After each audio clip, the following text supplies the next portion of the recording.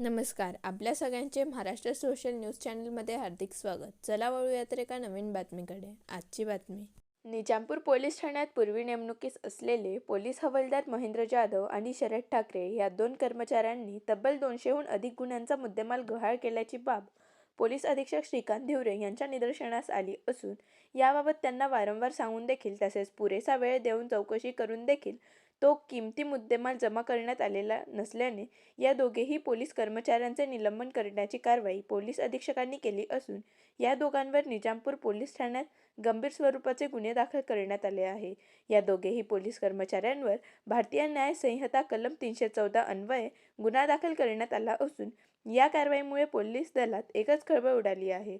Police कर्मचाऱ्यांवर अशा पद्धतीने कारवाई होण्याची ही पहिलीच घटना असल्याचे सांगण्यात येत आहे.